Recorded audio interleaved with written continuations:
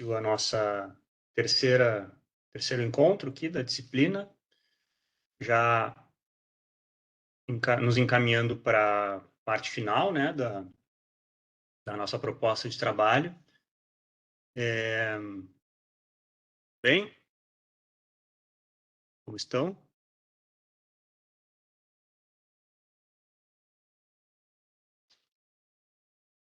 Então, pessoal, nessa terceira parte, a gente tem aqui dois materiais, né, que foram propostos.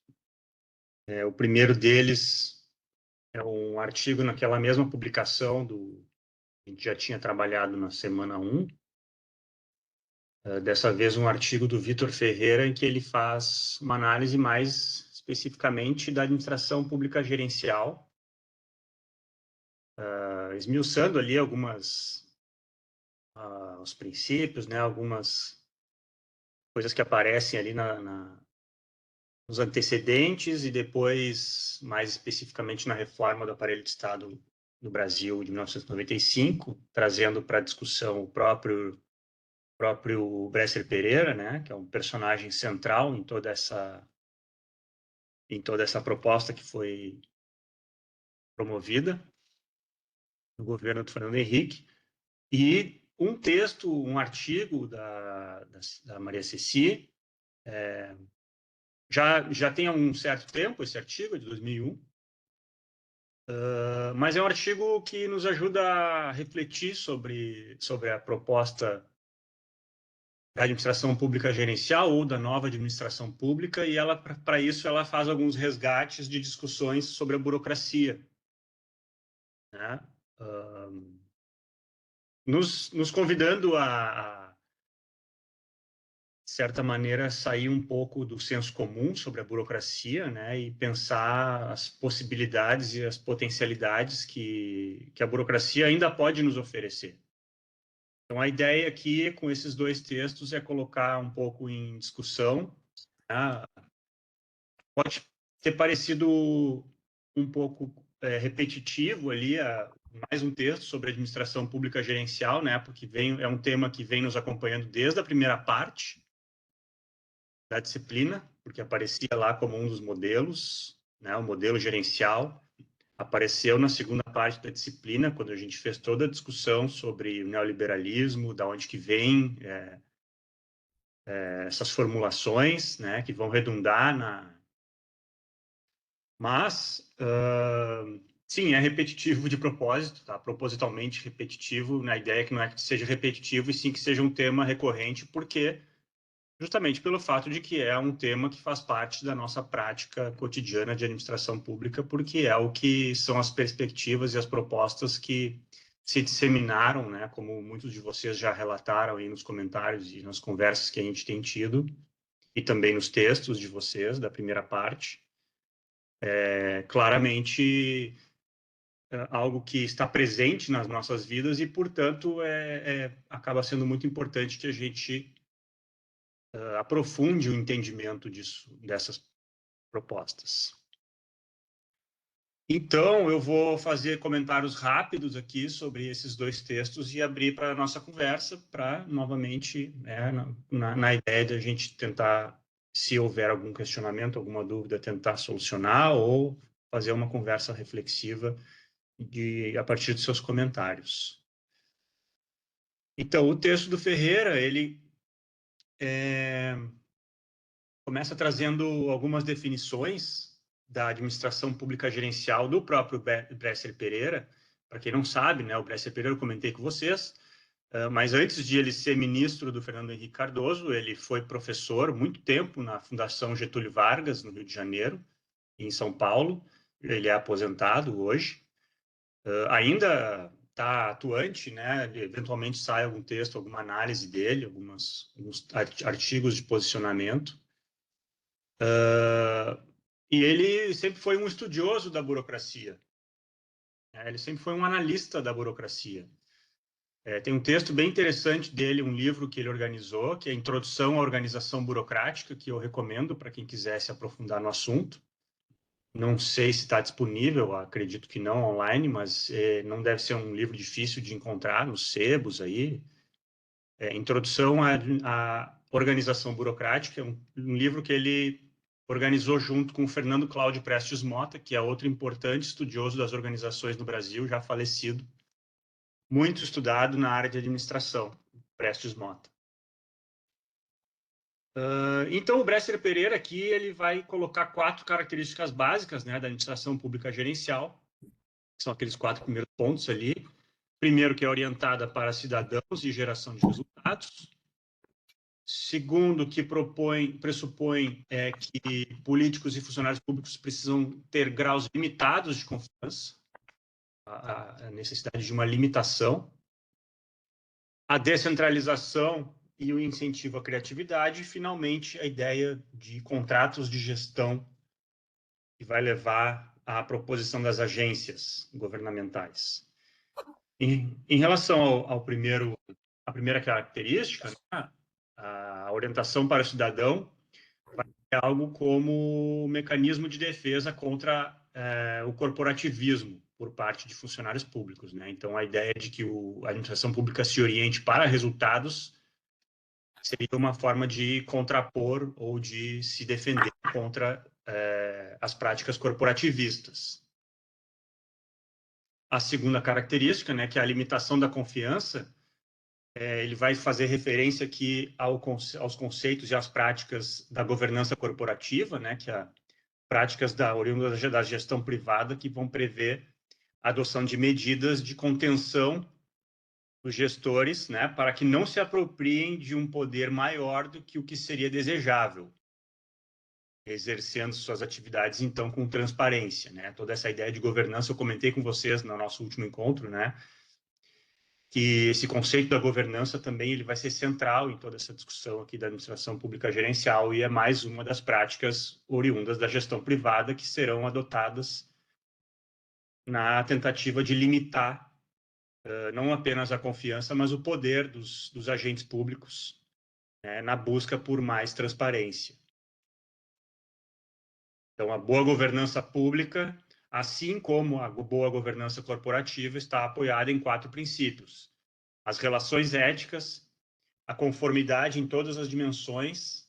Conformidade é mais uma expressão, né, mais uma ideia que vem das certificações de qualidade da empresa privada, né, das normas ISO, das várias instituições certificadoras vão trabalhar com essa ideia de estar conforme as regras, né, de conformidade ou não conformidade. Então, as relações éticas, a conformidade em todas as dimensões, a transparência e a prestação responsável de contas. A terceira característica, então, vai ser a descentralização, que vai ter como objetivo principal dotar as organizações de melhores condições para o oferecimento de respostas despadronizadas às necessidades dos diferentes grupos atendidos, né? Ou seja, que as organizações possam não, por serem descentralizadas, então vão encontrar mecanismos próprios para resolver problemas específicos, né? E não algo que seja padronizado. E aqui está atrelado, então, também a ideia da criatividade e da outra palavra-chave aqui, né, em toda essa discussão, que é a inovação, que acaba também se tornando quase que um mantra na vida corporativa da empresa privada e também, mais recentemente, na administração pública, né, a inovação. Então, a maior autonomia, a descentralização, poderia conferir mais autonomia aos funcionários e aí abrindo espaço, então, para a inovação. Finalmente, a quarta característica, né, que são os contratos de gestão, seriam, então, instrumentos que colocam metas de desempenho para as organizações públicas e, assim, conferem aos gestores maior autonomia. Então, aqui é a gestão mais por resultados. Por que maior autonomia? Porque quando a gente vai ter, então, a ideia de contratos de gestão, a gente está falando numa gestão por resultados ou numa padronização de resultados e não de processos, ou seja, não é dos meios, né, adotados, os procedimentos adotados. Quando a gente está falando em padronização de processos, a gente está falando em padronização dos procedimentos. Então, o como realizar é o que está padronizado. né? A ideia da gestão por resultados é determinar metas, objetivos quantificáveis, né? Determinar aquilo que precisa ser alcançado e não determinar tanto assim os procedimentos. Ou seja, os procedimentos, então, são de autonomia aos agentes que irão realizar os procedimentos. E eles vão ter aí, então, mais autonomia para fazê-lo. Então, isso se liga no item anterior, né? Da autonomia e da inovação. Professor, Sim? posso fazer eu estou com uma dúvida. Uhum. No item que se pressupõe que os políticos e os funcionários públicos merecem grau limitado de confiança. Aí no próximo, diz que a descentralização é um incentivo à criatividade, mas daí um não estaria limitando o outro? Eles podem ser considerados contraditórios, né? Eu estou de acordo contigo. Tá. Vamos ver aqui, ó, porque na medida em que a governança, né, como uma proteção ao interrelacionamento entre a administração, o controle e a supervisão feita pela organização governamental, aqui a gente pode pensar na ideia de uma governança que articule diferentes setores da administração pública, na tentativa de fornecer ou de se alcançar essa transparência.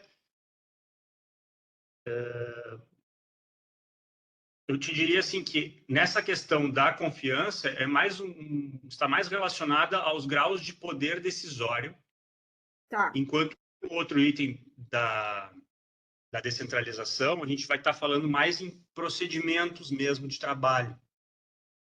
Entendi, entendi. Porque Um o seria resultado... tomada de decisão e o outro seria métodos de trabalho ou inovação. Isso, Tá, exatamente. Porque o que acontece na gestão por resultados, quando a gente vai ter autonomia, a gente vai ter autonomia do procedimento, não das decisões estratégicas. entendi. As Dos decisões meios, né? estratégicas... É dos meios, não dos fins, né? E dos meios, exatamente, né? Porque as decisões estratégicas Dos fins. seguem desenhadas na governança corporativa, né? Naqueles que têm Uhum. poder da decisão. Entendi. Obrigada. Acho que a gente pode pensar por aí. E, bom... E aproveitando, professor, Uhum. eu também não entendi o que seriam esses contratos de gestão. Eu sou bem leiga nesse assunto. Uhum. Eles vão voltar mais para frente. Tá? Aí eu vou falar um pouco mais sobre isso e depois a gente pode... Eu te passo a palavra novamente para a gente poder dialogar. Pode ser? Massueto levantou a mão novamente ou... Não. Desculpa. Ah, ok. Ela tinha ficado. Bom,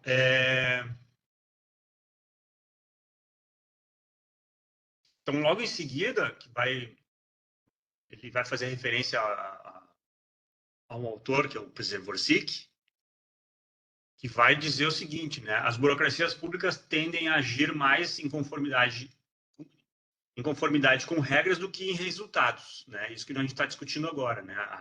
A burocracia mais clássica, digamos assim, né? Aquela que vai se concentrar no procedimento e não no resultado, na padronização do processo e não do resultado.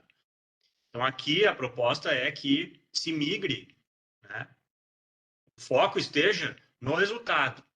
E vejam que é interessante, porque essa padronização de resultados é algo que começa a ser praticado nas grandes corporações privadas, na medida em que elas precisam encontrar mecanismos que coordenem diferentes unidades, diferentes divisões. Né? Vamos pensar aí em grandes corporações produtivas que produzem muitas linhas diversificadas de produtos, ou grandes corporações que possuem unidades geograficamente espalhadas pelo mundo inteiro. Né? Como é que se faz para coordenar isso? Então, a padronização do resultado é uma das formas que se encontrou.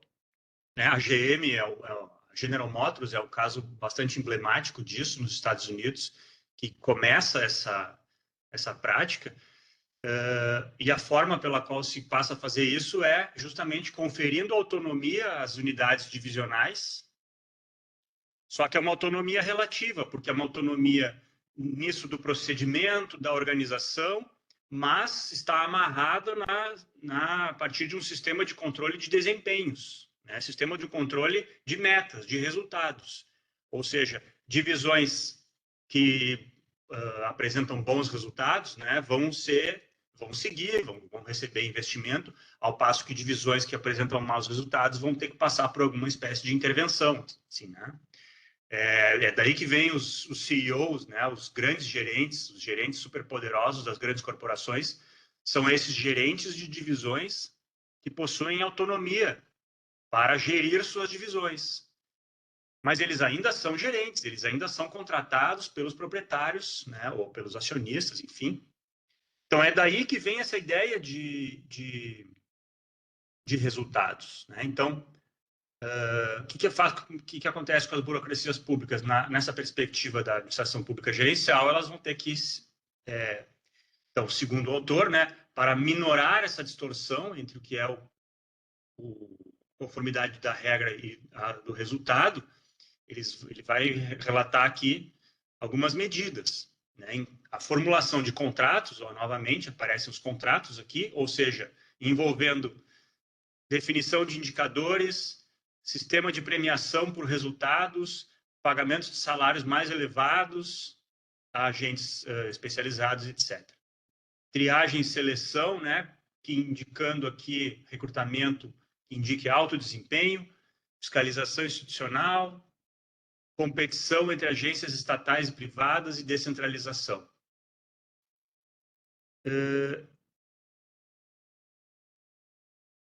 Ele explica aqui, vai entrando em algum desses, eu quero chamar a atenção lá na página 42, já para as agências, né?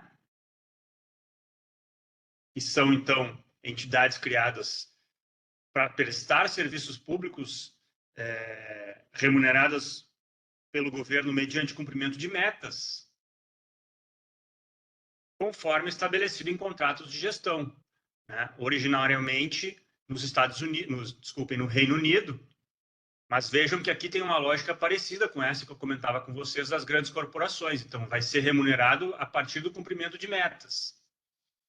Então, no Reino Unido, a partir do governo da Margaret Thatcher, isso passa a ser bastante implementado, né? O serviço realizado por agências, muitas delas depois serão privatizadas, e ele vai fazer referência ao caso brasileiro, que vai ser um pouco diferente, porque no caso brasileiro as agências elas vão ter um caráter mais regulatório e não de execução de serviços. Mas antes disso, o autor faz referência aqui a algumas proposições da administração pública gerencial, né, no sentido de, entre aspas, aparar os contornos dos serviços do setor público, né, que seriam, na verdade, esse aparar os contornos diminuir o tamanho do Estado, né? E aí esses elementos são as limitações da dimensão do setor público, a privatização, a descentralização para governos subnacionais, a desconcentração no governo central, o uso de mecanismos típicos de mercado, novas atribuições aos órgãos da administração central e outras iniciativas de reestruturação ou racionalização.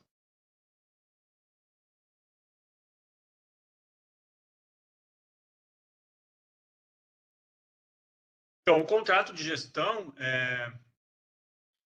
vai ser esse contrato que vai estabelecer os resultados a serem atingidos, ou melhor, vai estabelecer que se torna necessário e o critério para o investimento é o resultado.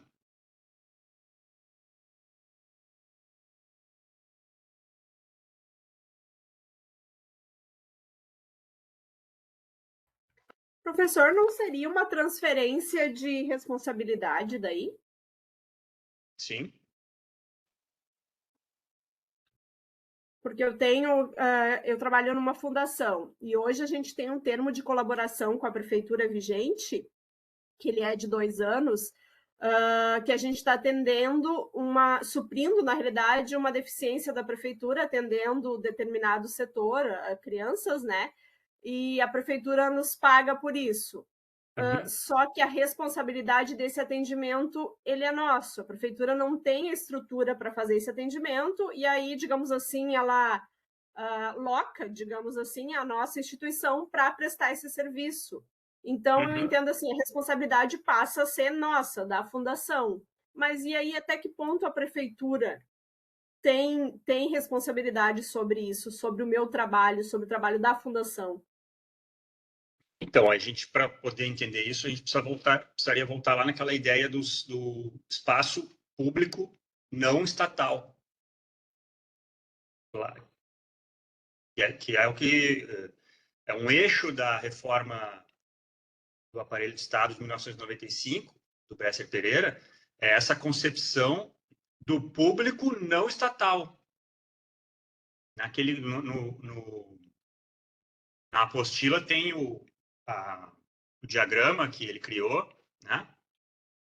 Que a gente vai ter ali uma das principais transformações que vai acontecer, que vai aparecer aqui nesse texto também, né? No item da experiência brasileira, essa ideia. Eu até tinha feito uma observação aqui na parte dali da Anatel, da ANEL, que eu entendo que é o mesmo pensamento. Eu entendo que é uma transferência de responsabilidade. Claro, porque quem vai executar esse serviço já não vai mais ser o Estado, e sim organizações não lucrativas, quando não for privatização, né?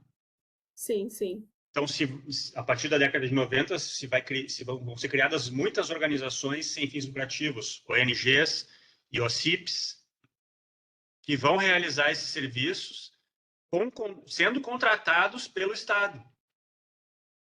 Sim, é o caso.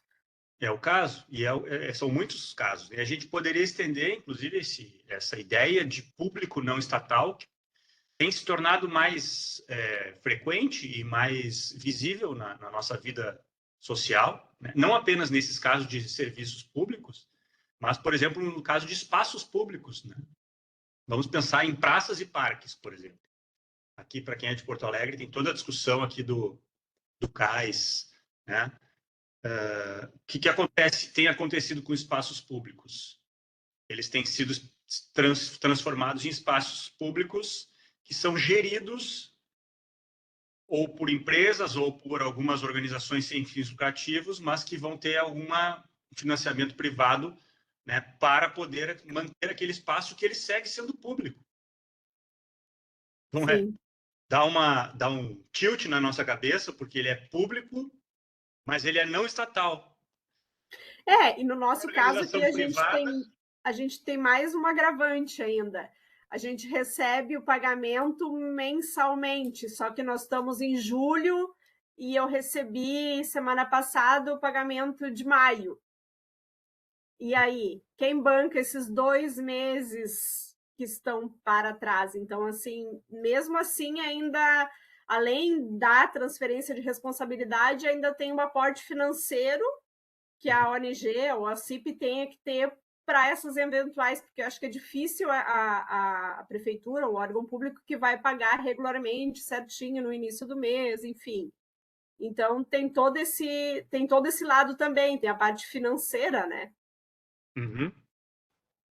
Bom, mas nesse caso é atraso, né? Não é um...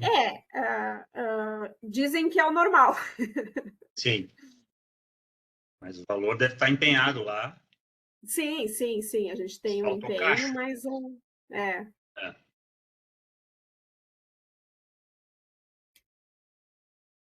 Então, isso vai na ideia do contrato de gestão, né? A prefeitura estabelece um contrato com a fundação para que a fundação execute o serviço.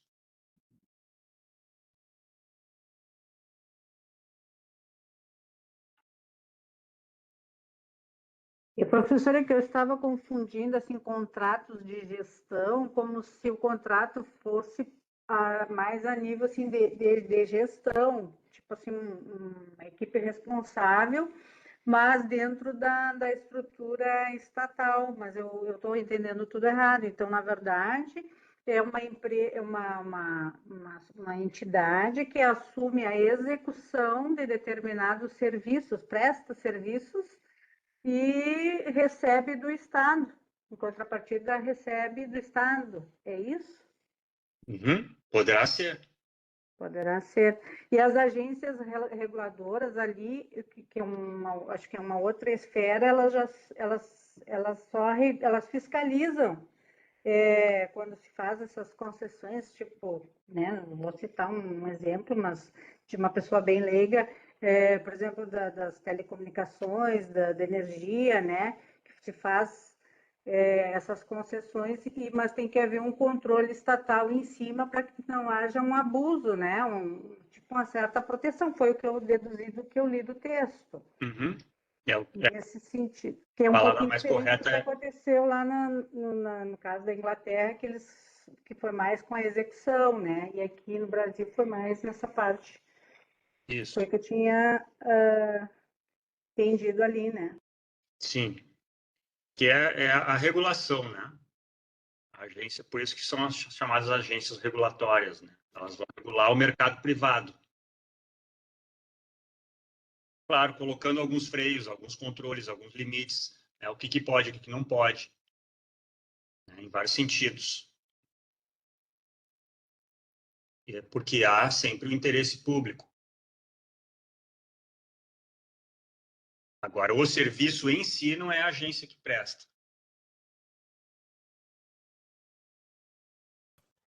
No caso brasileiro, né? No caso brasileiro.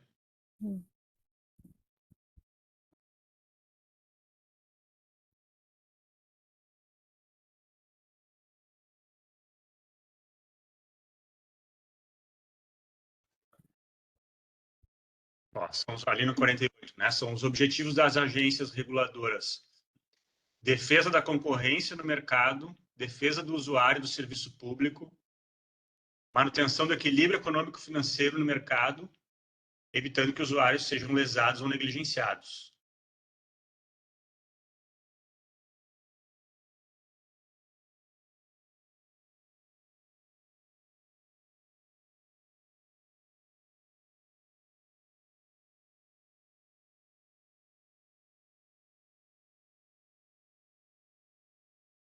Isso no caso, né, em que o serviço não seja monopólico, como é o caso, por exemplo, da energia.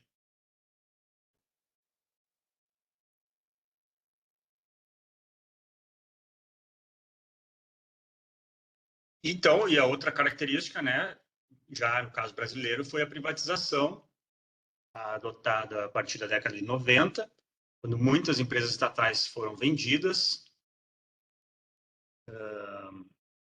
Há uma mudança aqui, né, apesar de haver uma continuidade, como a gente identificou no texto da aula passada, da parte passada, se eu não estou enganado, de uma continuidade a partir do primeiro governo Lula, que há uma interrupção das privatizações. E o autor vai tratar aqui sobre as polêmicas em relação a isso, as críticas feitas às privatizações, né? Então, os defensores da privatização vão destacar ampliação e melhoria na qualidade do serviço prestado. A telefonia, então, seria um caso emblemático dessa melhoria, né? Telefonia móvel.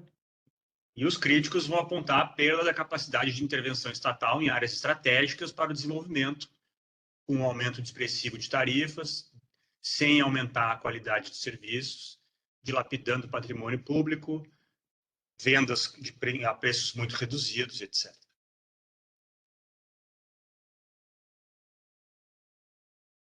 Já indo para as críticas aqui da administração pública gerencial, que está uma delas, né? Então, essa tem ele começa esse item com uma passagem que o Bresser diz assim que, né, não é o caso de meramente importar os métodos empresariais, né? Ou seja, precisa haver uma mediação, adaptações. Uma das questões aqui, trazida pelo Matias Pereira, ali na 49, que são essas suposições, né, de que a gestão empresarial é inerentemente superior à gestão pública. Algo que, segundo ele, não se pode, são suposições que não se pode, que não são comprovadas.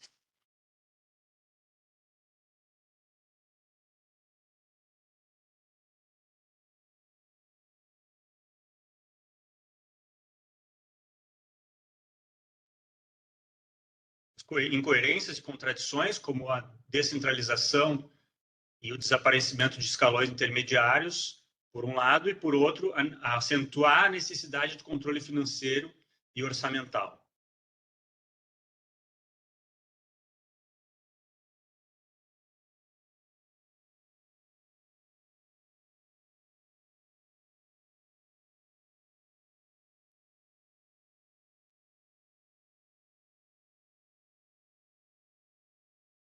Tem uma passagem ali do Marco Aurélio Nogueira, que ele vai usar essa expressão trifrontalidade para dizer que o Estado na América Latina ele se caracterizou historicamente por duas cabeças, que é a burocrática e a patrimonial, e agora ganha mais uma, que é a gerencialista.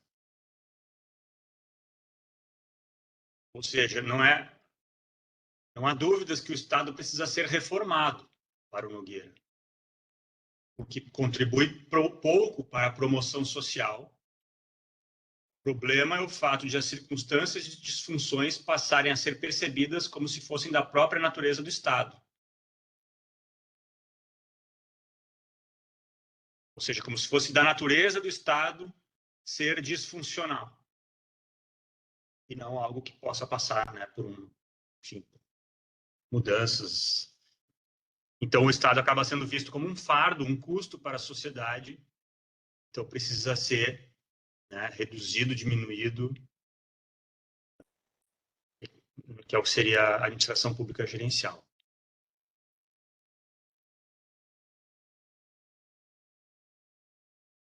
Bom, tem uma série de outras questões que aparecem aqui, eu não vou trazer elas todas.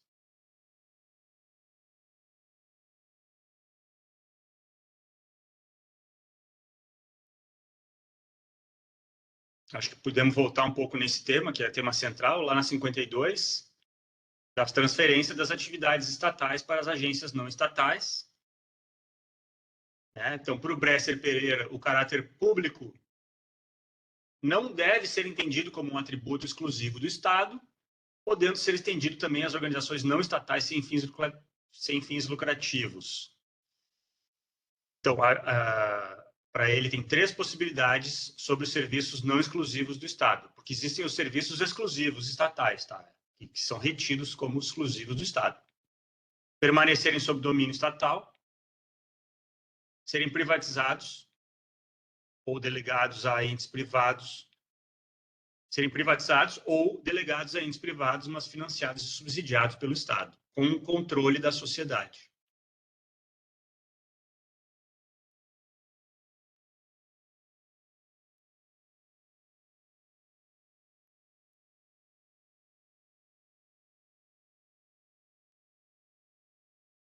Vem daí, então, o crescimento das ONGs, né? E no final da 52, o autor vai falar de uma individualização dos problemas sociais, que é o que a gente estava conversando antes, a partir do comentário da Marzoé.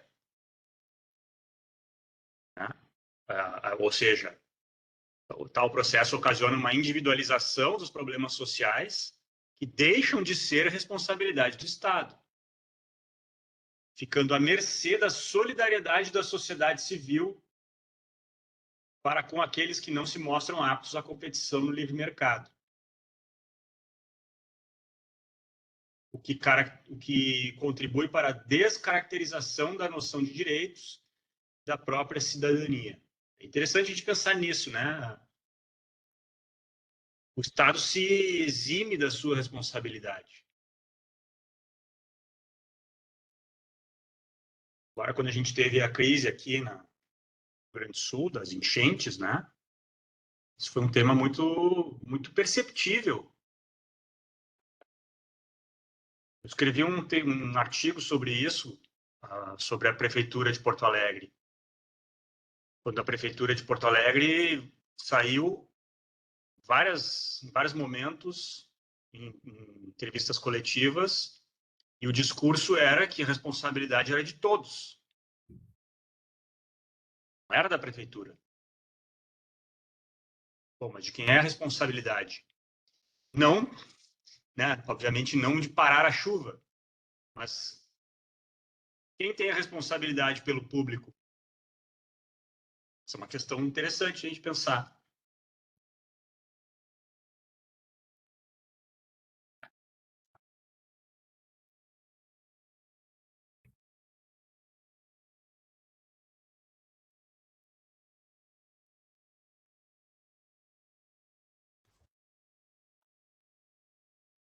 Alguma questão, comentário aqui, até aqui, desse texto?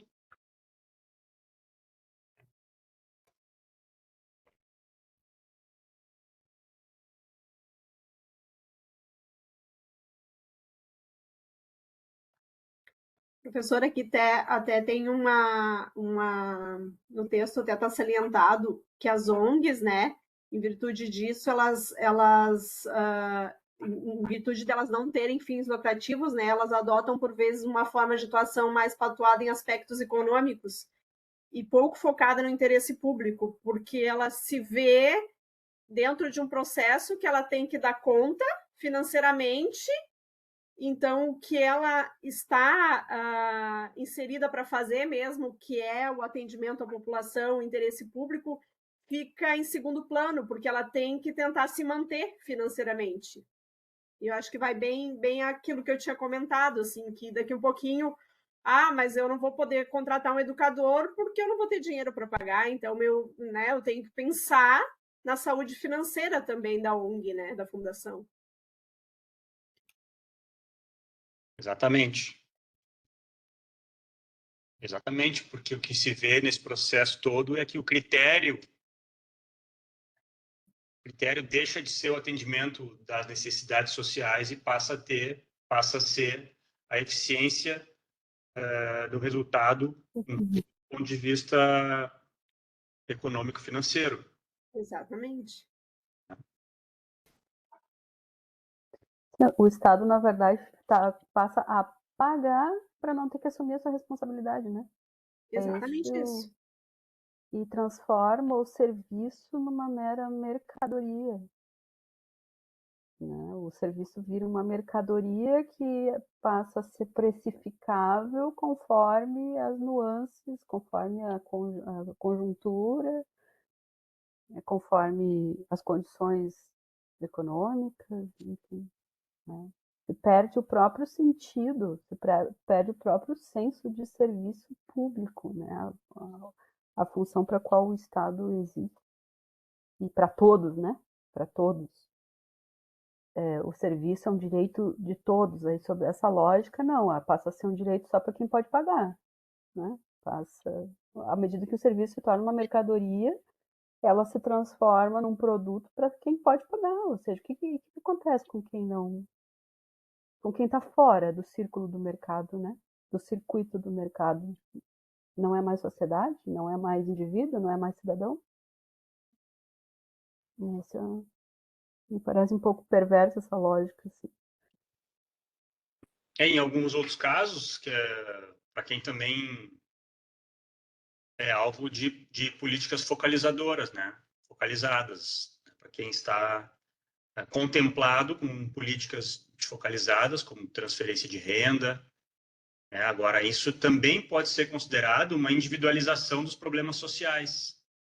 Esses são grupos específicos que são atendidos por determinadas políticas focalizadas, que vão certamente, em alguns casos, melhor dizendo, suprir necessidades básicas, sim, que são as necessidades mais urgentes, mas ainda há ali também, a gente pode pensar em uma individualização do problema social, porque o problema social é social, ele não é de um grupo ou de outro.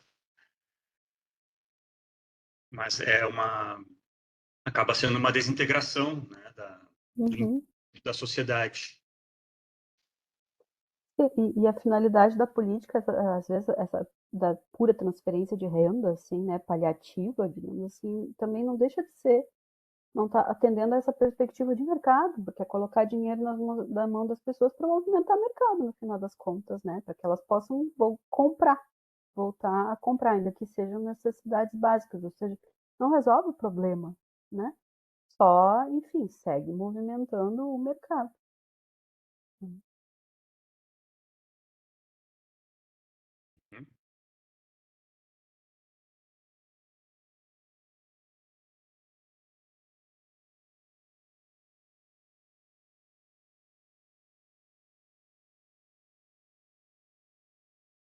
Bom, acho que é isso, né, desse texto.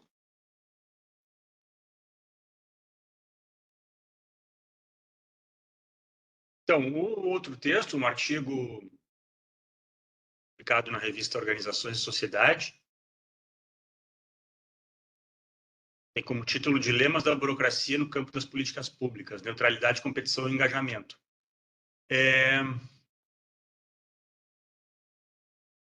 Não vou repassar aqui, eu acho só destacar algumas coisas que eu acho bem interessantes a gente pensar. Ali no item 2,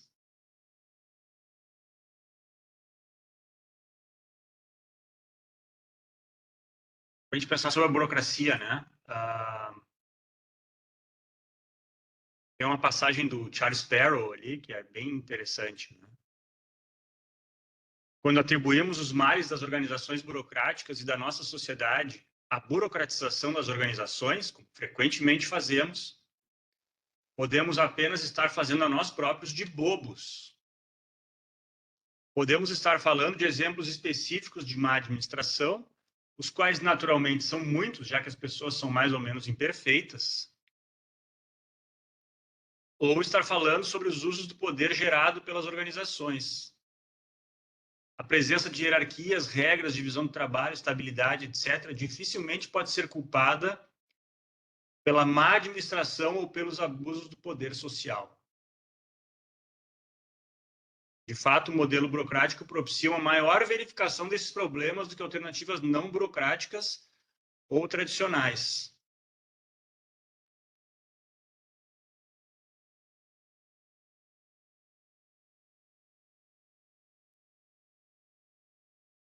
Maria Elaine escreveu aqui.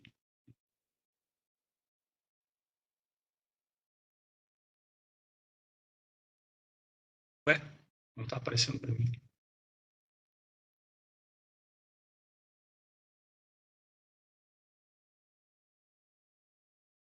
Apareceu uma frase ali da Maria Elaine, mas no chat não está aparecendo.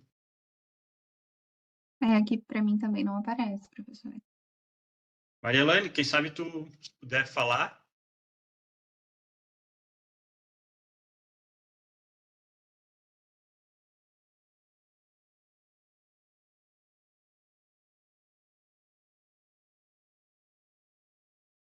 Bom, vou seguir. Tem uma frase uma afirmação do Guerreiro Ramos aqui, que também é bastante contundente, que a burocracia não tem natureza, tem história, e o ideal de liquidação da burocracia não é científico, é ideológico. O que seria científico seria proceder ao que ele chama do equacionamento dialético da questão, porque a sociedade de massas impõe a organização de serviços públicos de considerável envergadura, os quais não funcionarão sem burocracia, cuja qualidade, graças ao desenvolvimento tecnológico e social, será tanto mais alta quanto menos alienado for o caráter geral das relações entre autoridades e subordinados, entre os serviços e sua clientela. Ou seja, que é um tema que está perpassando aqui, não só esse artigo, mas também a disciplina como um todo, né? Porque, por um lado, nós temos um movimento, entre aspas, de desburocratização, né? Existe secretarias de desburocratização, existem muitos órgãos que se denominam desburocratização, que vem na esteira, né, desse movimento da administração pública gerencial, que contesta, então, a administração, o modelo da administração burocrática.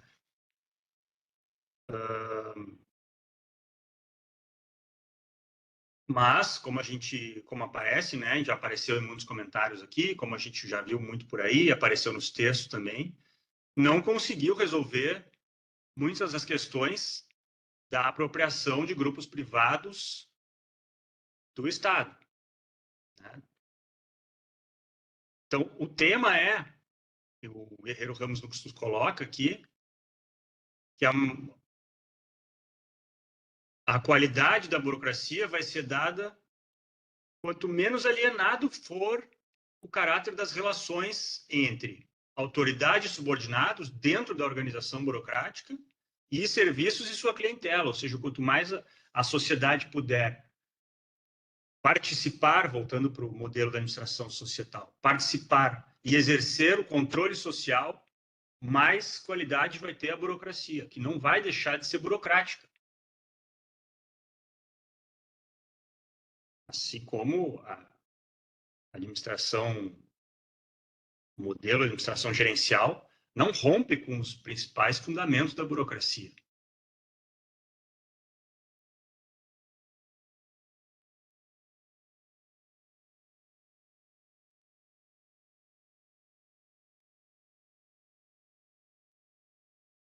Então, a quem interessa atacar a burocracia? É uma questão que se coloca, né? E fica aqui no ar, assim.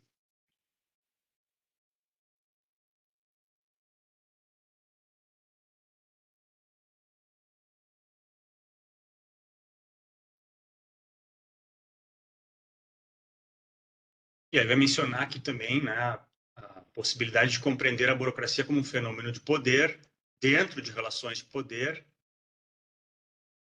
leva a que se rompa com a possibilidade de separar os fenômenos administrativos em técnicos ou políticos, coisa que a gente discutiu já, né, bastante.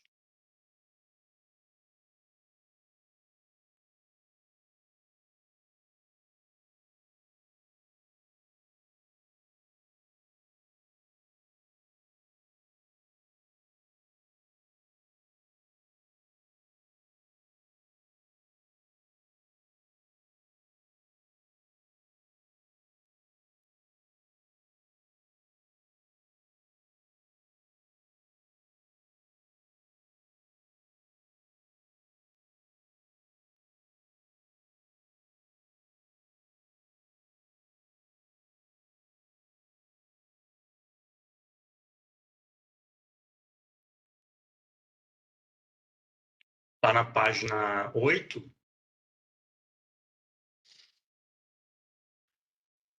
tem toda a discussão da neutralidade, né?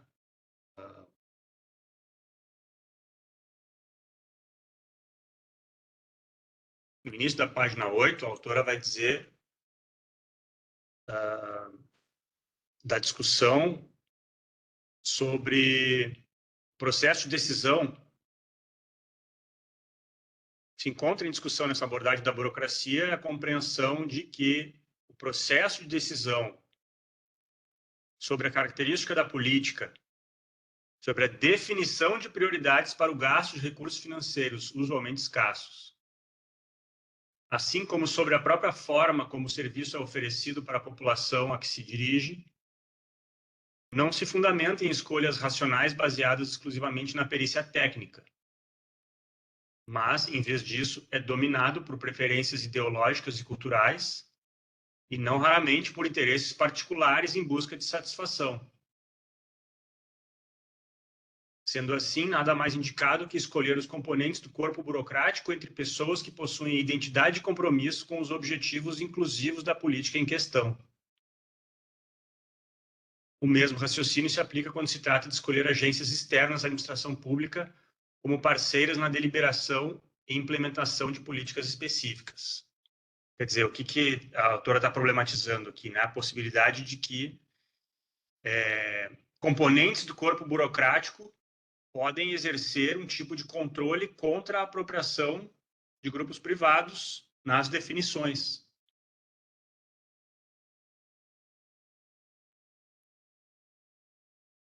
Que esse é outro tema, né, que perpassa o que a gente tem visto muito, é a desvalorização daqueles que fazem parte da burocracia pública nas definições, né? Então, quando a prefeitura contrata uma consultoria internacional para resolver um problema localizado, sobre o qual muita gente se debruça para entender há muitos anos, que é o que a gente tem visto, né? Seja com a consultoria estadunidense, que agora me esqueci o nome, que foi chamada logo no início das enchentes, seja com a universidade holandesa, que foi contratada agora para fazer um plano diretor para a região dos arquipélagos. Ou seja, quando há um corpo técnico super capacitado nas universidades, nas organizações públicas locais, né, e só que eles não são chamados a pronunciar-se sobre isso, né, preferindo então que se faça um contrato, que se contrate alguém.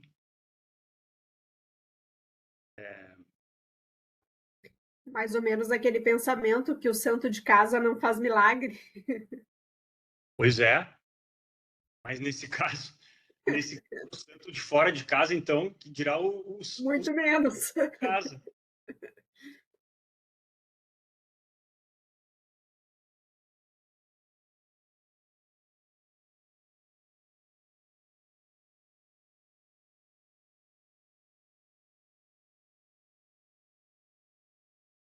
E muitas vezes isso não é necessariamente por questões de...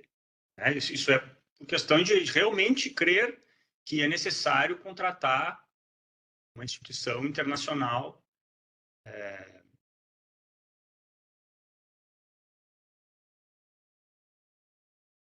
não necessariamente isso é má fé. Uhum. Isso é uma crença, de fato, de que a universidade holandesa tem mais capacidade técnica de resolver o problema.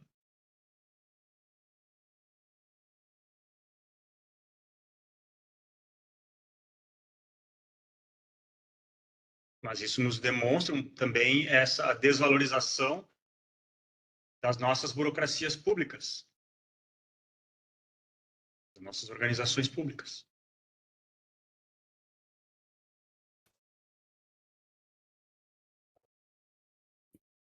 E que é um vício cultural que ainda não foi vencido, né? O Guerreiro Ramos também falava sobre isso, a gente viu no primeiro introdução, né, na disciplina introdutória, né, sobre essa anomia, essa percepção, esse senso de que o melhor está lá fora, que a gente não é capaz, que não, né, a gente não tem condições de criar, de inovar, que a gente tem menos capacidade, enfim. Uhum. Então tem que importar tudo, porque parte, né, parte sempre do pressuposto de que o que é importado é melhor. Uhum.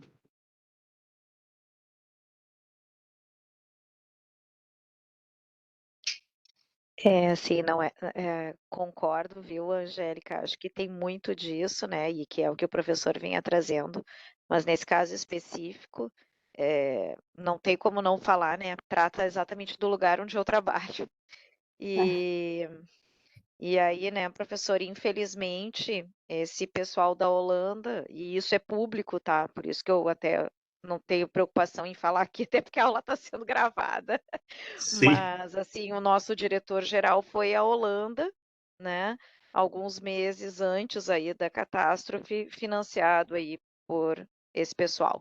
Então, tem também outras questões, né, que perpassam além dessa ideia, né, do Guerreiro Ramos, que a gente estudou na disciplina anterior, né, e que nos cega, assim, mas também há outros interesses envolvidos, né, já haviam outros estudos também sobre essas questões, tanto da drenagem, né, quanto da questão do esgotamento sanitário, enfim, envolvidos e que, de novo, foram trazidos à tona, e, enfim, né, os laudos que se tinham, tanto dos engenheiros do DEMAI, quanto o pessoal do IPH, que já se sabiam, infelizmente não foram levados à conta antes dessa tragédia que todos nós vivemos, né? Então, enfim, só que eu queria dizer, acho que tem sim essa questão da anomia que Guerreiro Ramos trata aí, mas também há questões de interesses econômicos e políticos envolvidos nessas escolhas sobre, né, o estudo, quem vai responder aí o que o Ministério Público mandou perguntar de qual é, então, o plano de ação que se vai ter, né? Uhum. Sim, bem, E, o professor, e assim, falando um sim. pouquinho da teoria, né, do que eu li ali, me chamou muito a atenção o primeiro texto que o senhor já abordou, é sobre uma parte ali que o Bresser Pereira vai falando que todo esse processo seria para ajudar, inclusive, a fortalecer o Estado, né?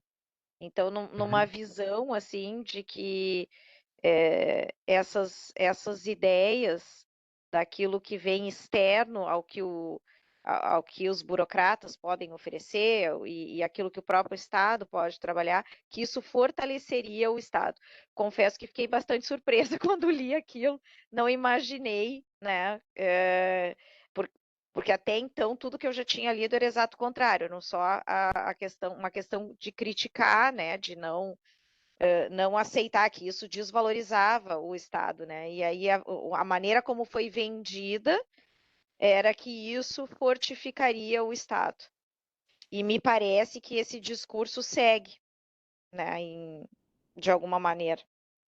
Porque eu entendo como uma ideia de fortalecer o Estado na argumentação, né, do Bresser Pereira como um dos personagens que encarna, digamos assim, toda a proposta da administração pública gerencial no Brasil, fortalecer o Estado na sua capacidade de atender às demandas, porque partindo de um diagnóstico de que o Estado estava perdendo capacidade, né, por questões organizacionais, por questões principalmente organizacionais, né, porque realmente estava com demandas que não precisaria estar, né, ou seja, inchado, aquela ideia de Estado inchado, muito grande.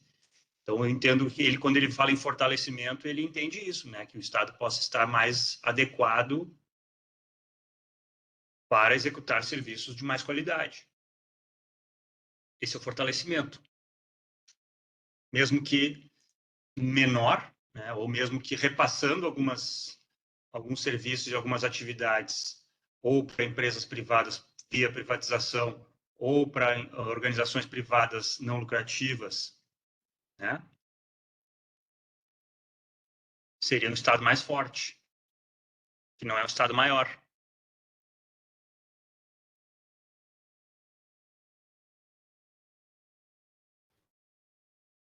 Agora já temos algum tempo aí, né? Já vamos para quase 30 anos da reforma. Então já dá um tempo de fazer uma avaliação, né, sobre tudo o que aconteceu, tudo que tem acontecido, né? O que já, se não houver mais dúvidas, a gente já pode encaminhar, então, a discussão para a última tarefa da disciplina, que vai mais um pouco para esse lado, né?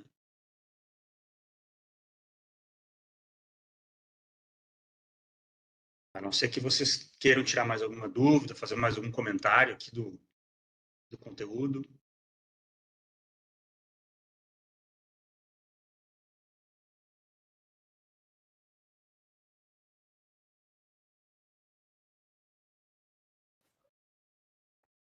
Eu fiquei com uma curiosidade Uhum. aqui, acho que foi no texto da Ceci, que ela fala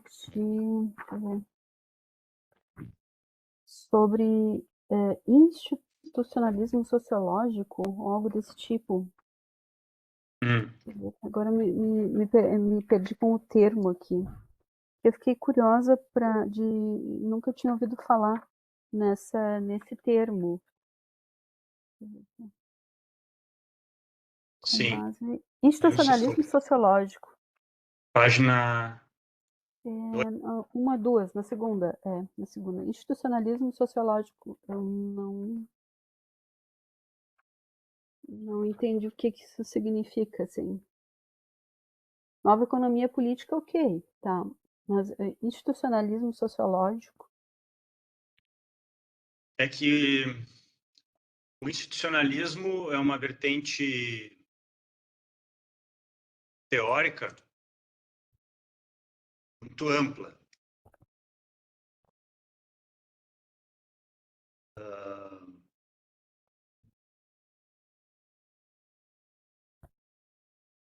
E existem dentro dessa vertente teórica essas ramificações.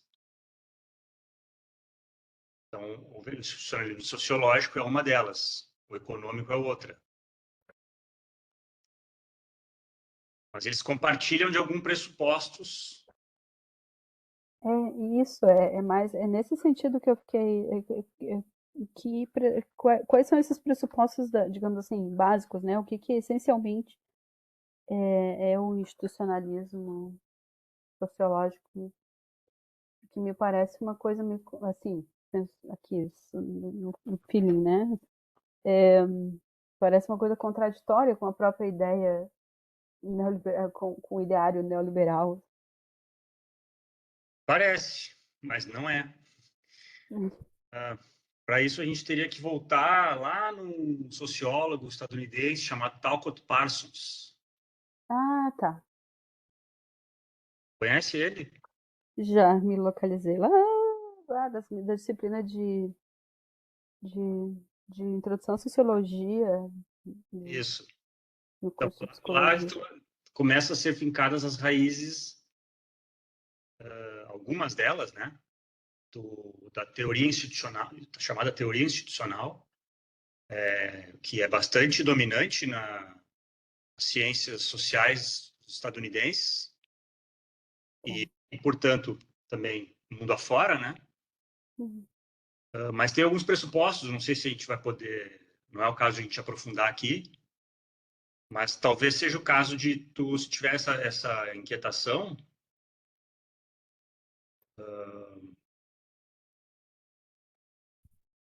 talvez levar no teu trabalho final e por esse lado. A gente pode conversar depois, porque o institucionalismo é uma perspectiva que vai botar ênfase nas normas e nos valores sociais e como isso define as regras e os processos sociais em geral. Normas e valores estão no centro da discussão. Bom, tem algumas limitações dessas perspectivas, né? Que as normas e os valores são tomados como dados, são levados não são, não é uma vertente que vai discutir qual é a origem das normas e valores, mas eles são tomados como dados. Mas o que vai tornar, então, o processo de institucionalização é o processo pelo qual as normas e valores sociais vão moldar, né, e vão interferir nos processos sociais e organizacionais. Por isso que eles são trazidos para a teoria organizacional, também para o pensamento de organizações, porque eles vão ser... Uma organização vai se tornar uma instituição quando ela for receber o que eles chamam lá na teoria de um autor que é um dos primeiros também nessa teorização, que é o Selznick, quando ele recebe uma infusão de valor social. A organização, quando ela é infundida de valor, ela se torna uma instituição. Isso faz ela perdurar no tempo. Então, só deixa eu ver como é que está colocado lá. Assim, autores que têm referendado essas prescrições, né?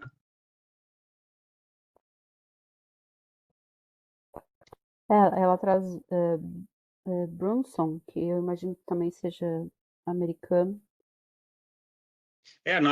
No nosso encontro passado, eu mencionei para vocês que muito desses conceitos que fundamentam aqui o gerencialismo, né, são o conceito de governança, o empreendedorismo, a inovação, eles são oriundos de uma vertente econômica do institucionalismo, que é a economia institucional, ou a nova economia política,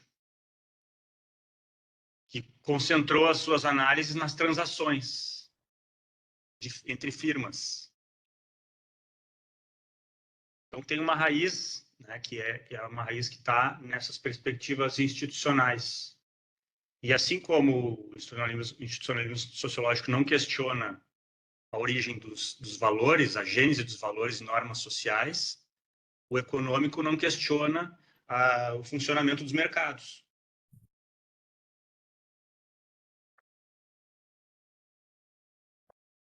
Tá, entendi. É o que se opõe a perspectiva mais histórica, material, né? Que as coisas são historicamente constituídas. Tem uma perspectiva histórica, mas não alcança a gênese da formação dos valores e normas sociais. Tá. Ok, obrigada.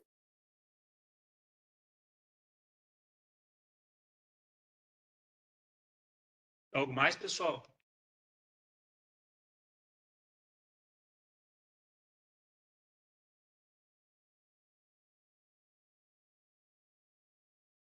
Então, nós vamos ter mais um encontro na sexta-feira, mas esse encontro ele está previsto para ser um encontro para a gente conversar sobre os trabalhos da terceira parte da disciplina.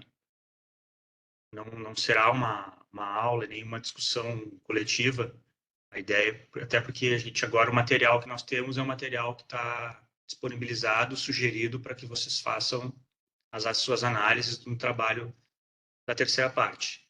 Lembrando que, além daqueles 2 artigos que vocês vão poder escolher para fazer análise, vocês podem também escolher fazer uma análise do processo pelo qual nós passamos aqui, das enchentes. A Geisa já trouxe uma contribuição agora, que inclusive poderia ser também um tema desse trabalho, mas como nós não temos artigos, né, ou material mais elaborado sobre esse tema, por ser mais recente, vocês vão poder ir buscar esses materiais, né? E construir, assim, então, uma análise própria do fenômeno, do que aconteceu, a partir, obviamente, do nosso conteúdo aqui. Então, eu estava pensando, antes de a gente começar agora, que talvez a gente pudesse organizar, Marissa, nesse encontro de sexta, para quem tiver vontade, né, interesse, uma pequena agenda para a gente poder fazer as conversas mais direcionadas. Ou seja, quem tiver interesse se manifesta, de repente, lá até início da tarde de sexta-feira, envia uma mensagem. E aí, Marissa, se tu puder montar um pequeno cronograma, assim, a gente começa às 8 e aí vai alguns 10 minutos de conversa. Para a gente poder conversar sobre as ideias que vocês têm, as dificuldades, dúvidas, etc. A gente faz uma conversa sobre o que vocês estão pensando para a tarefa. Marçoé? Só confirmando, é sexta-feira? Porque eu estou olhando aqui pelo Moodle, tá dia 4, tá domingo. É dia 2. Às 20 é horas. Dia 2. Eu vou ajustar. A vídeo... Eu vou conferir também. Tá errado? Sim, mas não no domingo, plano, né, professor. professor? Não, mas o erro Domingo foi nem meu, pensar. foi o agendamento lá na plataforma. Tá. No plano de ensino tá correto, tá no dia 2. É sexta-feira, então. Tá. Isso, a domingo vídeo... é o último dia para Dia pra entregar a postar. atividade. Isso, Tá. domingo às 23h59. Uhum. Isso. E a vídeo de sexta-feira às 20 horas. Isso. Mas então essa vídeo vai ficar sendo, então, não uma videoconferência propriamente dita, mas conferências individuais, conversas individuais com quem quiser, né? Quem tiver querer conversar conosco sobre o que está pensando, o que está fazendo, ou dúvidas que estão tendo, aí se manifesta. Não sei, Marissa, vamos pensar até às 14 horas de sexta-feira, pode ser? Enviar uma mensagem para ti? Pode ser. Para quem enviou a mensagem, tu faz uma agendinha ali a gente faz bota uma ordenzinha ali, só para não ter que ficar aqui todo o tempo, né? E entra no seu horário, a gente conversa. Combinado.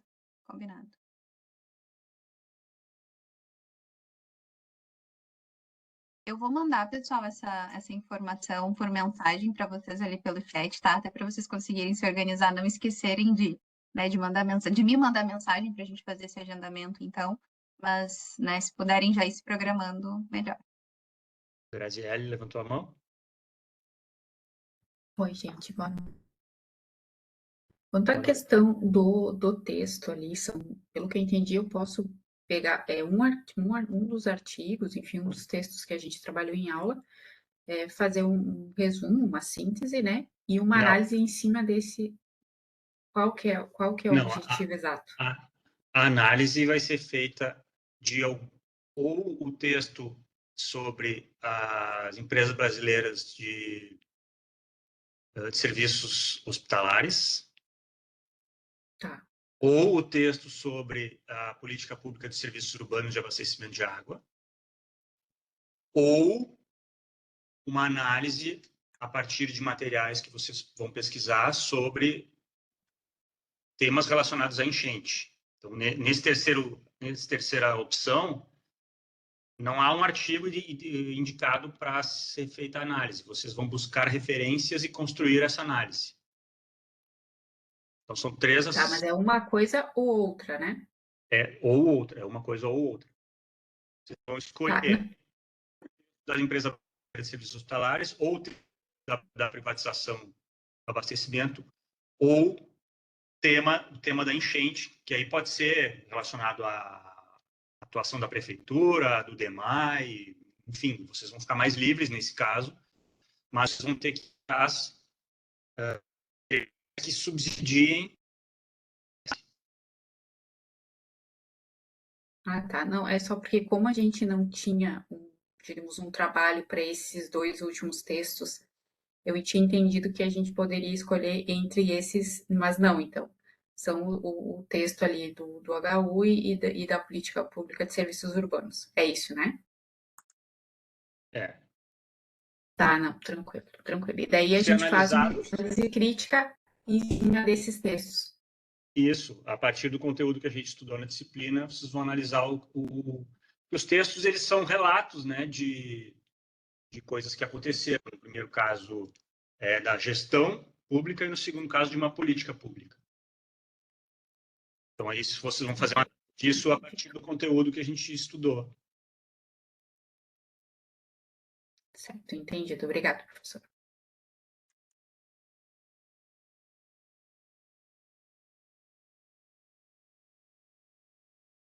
Algo mais?